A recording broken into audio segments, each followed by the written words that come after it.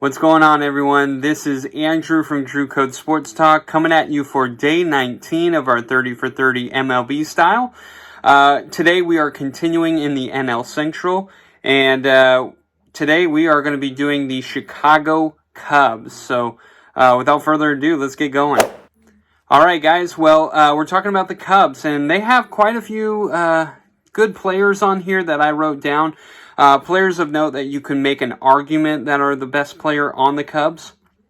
Let's start with Javier Baez, the shortstop. Anthony Rizzo, the first baseman. Chris Bryant, who's going to be primarily third base, but will play a little outfield. And Yu Darvish, the starting pitcher. You can make an argument that maybe Darvish shouldn't be on this list, but for me, I like Darvish. I think he's got the right stuff, and he's on the right team right now. Darvish has had some issues with injuries, and he does give up a lot of home runs in bunches, and then all of a sudden he just strikes out guys like crazy. But he had a really good ending to last year.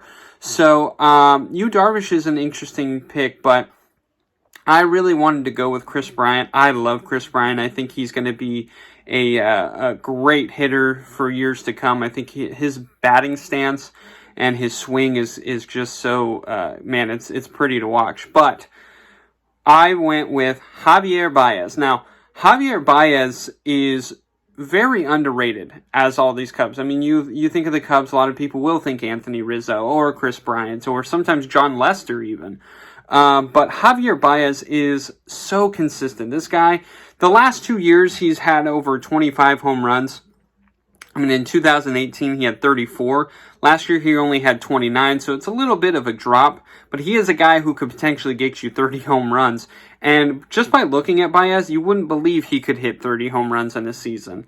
You look at Chris Bryant or Anthony Rizzo, you go, oh yeah, those guys could definitely hit 30 home runs. But Baez, this guy has sneaky power, and he's got sneaky speed.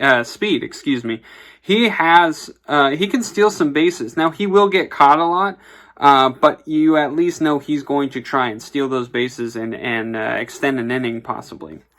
And he can play multiple positions as well. He's a guy who you could put at second base. You could put sometimes even at third base.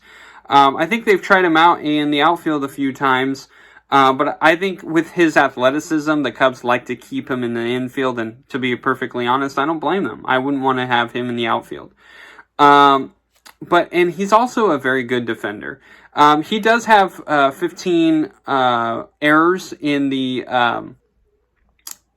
shortstop position, especially last year. That was 15 errors, and you'd like to see that go down. But he is at a position where the ball goes to you probably majority of the time, other than first base, which, I mean, the ball is thrown to you a lot.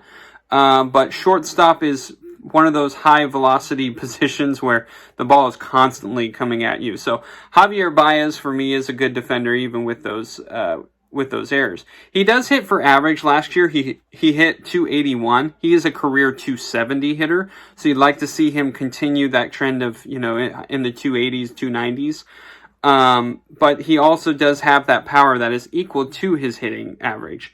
Last year he did deal with some injuries, so you do have to worry about that, and that's probably why his home run numbers dipped, and also his batting average dipped. But he still hit batting average of 281. He had 29 home runs, 85 RBIs, and 11 stolen bases. Baez is a very good player, and he's fun to watch. He is so athletic. He is a hoot. I mean, he is a guy who plays with emotion and passion. And as someone who loves to watch baseball, he is fun to watch. So Javier Baez is my pick for day 19. All right, guys, day 20 is tomorrow, and it will be the last of the NL Central. So stay tuned.